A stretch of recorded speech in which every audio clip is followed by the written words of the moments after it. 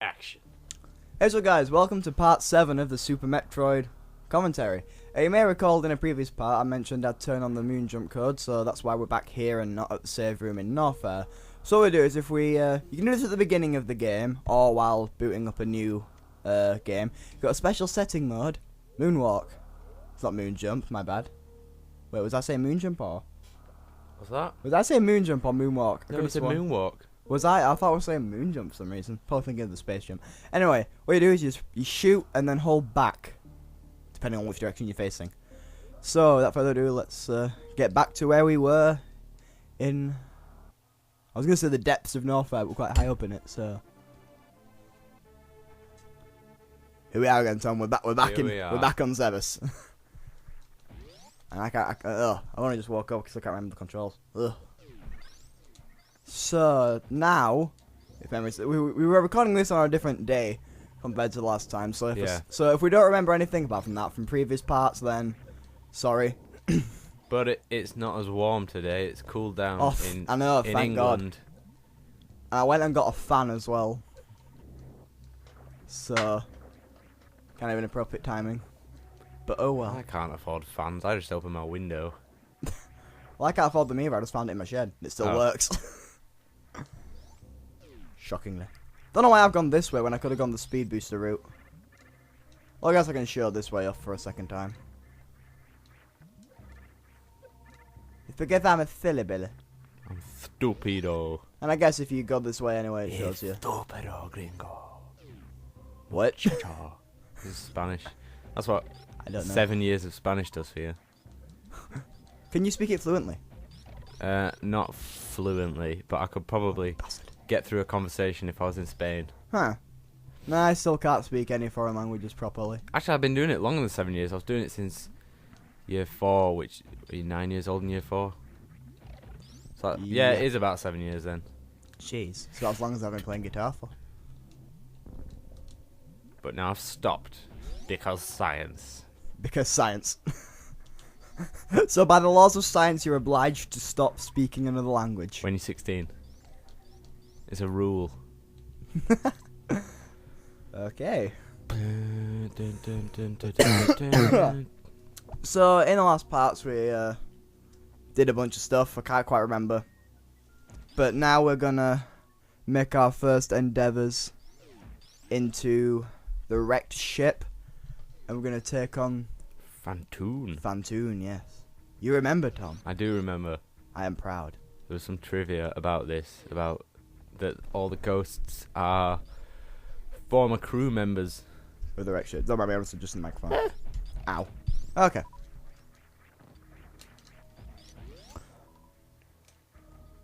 So, we're about halfway through the game now. After defeat Phantoon we will be, yeah. But I normally like to call this the halfway point, primarily because after you defeat Phantoon and enter Meridia, it is kind of smooth from there. Yeah. So... Nope, still can't wall jump. I'll show off moon jump in a minute when I get to some... I've got a really funny place we can... Well, it'll be funny to me, but... I've got a fun place we can do it, let's put it that way. Did we go through that room yet? I don't think we did. That's the room with the X-ray scope. That's the X-ray scope is the last... Do I want that power bomb? No. The X-ray scope is the last upgrade we get to the top bar thing. Yeah. Up here. Don't know what to call it. The inventory, I guess? Yeah. I don't know. Anyway, these enemies. Probably the most annoying enemies in the game. They're not... I don't know why I killed that with a missile, but... When you kill them... The room gets progressively darker, so I recommend just freezing them, because, well, they don't die. And you probably want your vision in a place that requires platforming above spikes, if you can call this... Is it still platforming? We're just Spider-Manning us way over there. It's like reverse platforming because you're underneath. Oh, shit. Oh, there's a spike. I love how he just kind of stood there like, nah. Well, shit. Well, this kind of hurts a little bit. Well, this is a minor inconvenience. Ouch! Well, this is a minor inconvenience. Keep rolling. It hurts my foot fingers. That is actually in Spanish, you know. Fingers is dedos, and foot is pie, and toes are dedos de pie, which mean fingers of the feet. That's awesome. So yeah, we've got the X-ray scope, which allows us to see through Things. particular objects. It just allows you to see. If you want to go by like the technical aspects of the game, it just deletes certain parts of the background. If you want to go by technical aspects, then X-rays are ionizing energy. Tom, stop being a smartass. No one You cares. know this is physics. I know. In fact, when I did my thumb in a bit ago, which is fine now, but when I did that in, I went to go get it X-rayed, and I made myself sound like such a smart ass by saying I knew how the X-ray machine worked. Well, it Oh, uses, shit. uses a cathode that, and then an accelerating voltage to increase the speed of the electrons. Well, we did this in A level, but like in more detail. It's really weird. Alright, I'll just stick with GCSE level. It's weird because it's like when you shine a light on a piece of metal, Mhm. electrons come off it or something like that. Yeah. It's weird. This is a very informative commentary, isn't it? Welcome to see physics. physics with MVB Physics Gaming. in Spanish. La física. What does MVB Gaming school? MVB schooling. You get funding. Start up an entire school. Now make it like video game high school. Yeah, exactly. That'd be amazing. Oh, this room, how I hate you, sir. That's why. No, it's just you have to time your jump so carefully, because if you jump too high, you'll hit the spikes on the top. If you don't jump high enough, then you'll land in the Venusaurs or the spikes. I'm still convinced the Venusaurs. I don't know what they actually are. But they look like Venusaurs, therefore they... Therefore science. Yeah, therefore science!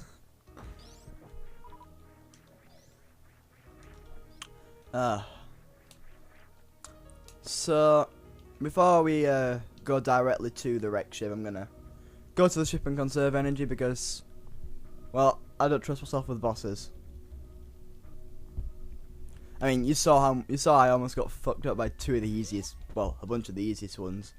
Like, I kept on getting screwed over by Spore Spawn's pattern, and then I'm just generally bad at platform when it came to Kraid, and I'm just not very good at aiming with Crocomire, so... Let's put it this way, I'm not very good at the game. Let's put it that way. Let's just quit. Let's play over. No, we can't just quit. What was the point of that? Extra tunnel. I don't know. Spaceship. Samus's ship appears in every game, but well, apart from the first one. But she has like 50 different ship designs, which kind of annoys me. I mean, this is the most like common one. Why did I not save? God damn it! This is why it's confusing having the controls flipped. Yeah, I know. Because what I you mean. press B thinking that's where the A button is, and then I end up going into a save room, pressing B, and nothing happens. Stupid It Nintendo. Yeah. I mean, it's more me for getting used to the game on an emulator on a 360 controller, therefore I need the controls to be a different way. But, oh well. Just have to live with it.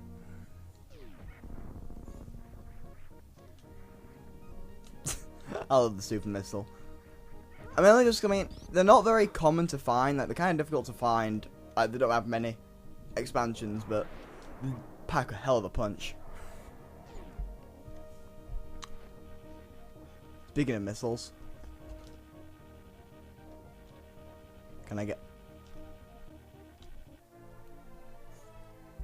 This is a very dry commentary this time, isn't it? Where did all the water go? I don't know, but it's back. The graphics of the water are actually pretty good. Yeah, they're better than some modern games, I'd say. Well, I wouldn't go that Well, far. that is one of the hardest things for a gaming developer to get right, is water. I heard, this is probably a lie because it was on Twitter, that Pixar made the water in Finding Nemo too realistic, so it like the rest of the characters and stuff like that So it didn't look realistic enough, so they had to make the water more Oh, for God's cartoonish. sake. Alright. Huh. Fair enough. Well, hey, if they've got the power to make it like that, why not? It's like one game that I was like really impressed by the water was actually really weird. Banjo-Kazooie Nuts and Bolts. I played that game, and then you go into like different worlds to drive around. I actually got so addicted to that game. I have still never played any of the Banjo-Kazooie awesome. games. Not necessarily Nuts and Bolts, but like the original Banjo, the platforming ones, yeah. I've never played any of those. That's the series that's just sort of like been sitting there. I haven't, but I want to get into it now because I got Nuts and Bolts when I was like 12, and I still play it to this day because it's a great idea. It's a great game. Okay, so we're in the wrecked ship. It's without the most dank area of the game. It's very desolate, very dark, very spooky. And those are the ghosts you were talking about, the other part. Yeah. My microphone keeps on falling down. Microphone is falling down, falling down, falling down. Microphone is falling down. My fair lady. Oh god. So, Phantoon. Very ghostly enemy. Oh, you bastard. He was just not letting me win. So, before we clash with Phantoon, we're gonna go here. We're gonna turn off the ice beam and the spacer beam. Why are you doing that? Because when you use a super missile, which is obviously what you'd think to use on a boss if you want to kill it faster, Yes. it makes Phantoon do a certain pattern, which just makes him like not. There we go. There's a moonwalk. Samus, what are you doing? But yeah, basically by doing this, it makes him expose himself a lot more. So it just generally makes the boss fight faster by being weaker. And the only time you can hit him is when he exposes himself like that. Oh god. Now, are any of the bosses in this game, are any of them like new bosses that you've never seen before? All of them are apart from Kraid and Ridley. Kraid and Ridley are the only recurring bosses in the game. Just moonwalking because I've got nothing to do while I wait for him to expose himself again. Yeah, the only problem with the moonwalk code is if you're trying to like seriously turn around while you have a charge shot like that, it kind of impairs you. So it's not a very practical thing to have on, but I just thought I'd put it on for the sake of it. I can turn around by jumping, it's alright.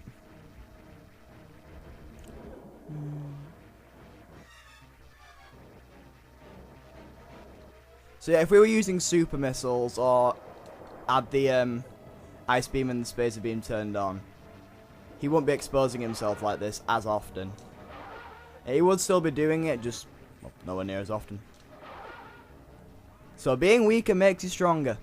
Who would have thought? The more you know, the less you realise you don't know. That came out wrong. What? Tom trying to be philosophical. The more you know, the more you don't know or something, because the more you learn, the more you realise there is to learn. The one who realises he knows nothing is the one who is the wisest of them all. Tom, I think you're just going insane. I can't word it properly, but it makes sense. Tom, you're going insane. Inside my head box. Yeah, inside your head. You're getting schizophrenia, dude. I'm checking my watch is still working. Why? It's on your watch. Because because it was like, it's really old. It's like 60 years old, so it's automatic. Is it one of the Indian watches that your granddad went on the eBay binge with? It is, but it's from actually from Japan from like 60 years ago, and it's automatic, so you have to keep it moving to keep it running. What? There's no battery in it, so it basically winds itself from your own movements. And it's 60 years old? Yeah. That is insanely clever. I don't know how long automatics have been about. That's still very clever, I think. Right, now we've gotten down to a certain amount of health. Now we can start to use super missiles. Hopefully this is the last shot we'll need, because if I use a super missile now, I'm going to look like an idiot. I'm not going to use it quite yet. I'm going to wait till I'm certain he's on his last legs. So if I don't kill him within the next 3 charge beams, then I'll use a super missile. Because he has to be close to death at that point. I've got 2 reserve tanks. The power bombs not work, or do you just not want to use them? Yeah, I've never bothered to try and use a power bomb for any boss in any of the Metroid games, apart from at the beginning of the Ridley fight in this game, because it lets you get the preemptive. But that's the only time I ever think about using it. So, see, I could use super missile. Oh well. Right, now that he's dead, we can pause his anticlimactic death, activate the ice beam and the spacer. And although that the reserve tanks are normally always on automatic mode, what you can do is you can head manual and fill up your energy tanks like that. So now we've got a bit more energy to spare. Or what would normally happen is when you hit 0 health, it will refill them based on how much you have in your reserve tanks. So if anyone's played Call of Duty Zombies, you'll know, you'll be familiar with this gimmick. We went and turned the power on. But we didn't do it by flipping a switch, we went and killed a ghost. When was the last time you did that, Tom? You went into an abandoned ship and the power was off, so you had to kill a ghost. To turn it back on. Yes. R2D2. Hey, that's a good parallel actually. It doesn't exactly float along like he does though. No. Float. Does he float? He doesn't float. He doesn't float. Well, glide, I don't know. Roll. I don't know. I don't know how to word it. I'm trying to convey the fact that he moves across the floor rather smoothly. Rather than walking, but... Drive. Drive. Yeah, I guess. In here we get his super Skate. missile expansion. Skate. Am I the only one now who's picturing R2-D2 on a skateboard? With his baseball cap backwards getting down with the kids. Yes. Someone go to DeviantArt and make it happen.